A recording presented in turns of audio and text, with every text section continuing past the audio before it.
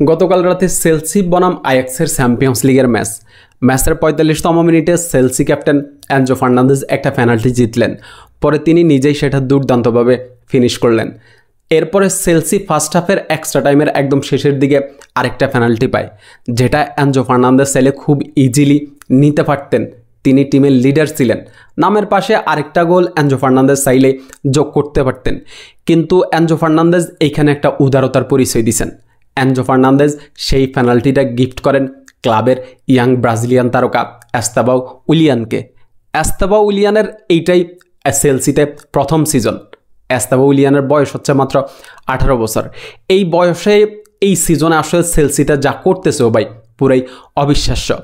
এস্তেবাও উইলিয়ান এরপরে পেনাল্টিটা ফিনিশ করেন এবং চেলসির ক্লাব ইতিহাসে সর্বকনিষ্ঠ চ্যাম্পিয়ন্স লিগের গোলদাতা তিনি হয়ে যান।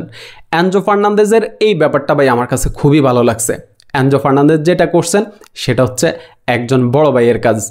এস্তেবাও উইলিয়ানের কনফিডেন্স আসলে আর কীভাবে গ্রো করা যায় এনজো ফার্নান্দেজ সেই ব্যবস্থাই করছেন। এনজো ফার্নান্দেজের এই ব্যাপারটা নিয়ে ভাই খুবই প্রাউড ফিল হইতেছে, কারণ এইরকম সচরাচর দেখা যায় না যে কোনো প্লেয়ার অন্য প্লেয়ারকে পেনাল্টি গিফট করতে। এনজো ফার্নান্দেজ যে কাজটা করছেন এইটা আমরা লিওনেল মেসির কাছে দেখি। লিওনেল মেসি ছাড়া এই কাজটা ওইভাবে আসলে কাউকে করতে দেখা যায় না। সবাই নিজের নামের পাশে কীভাবে গোল যোগ করা যায় ওই ব্যবস্থাই করে, কিন্তু এনজো ফার্নান্দেজ এখানে একটা উদারতার পরিচয় দিছেন।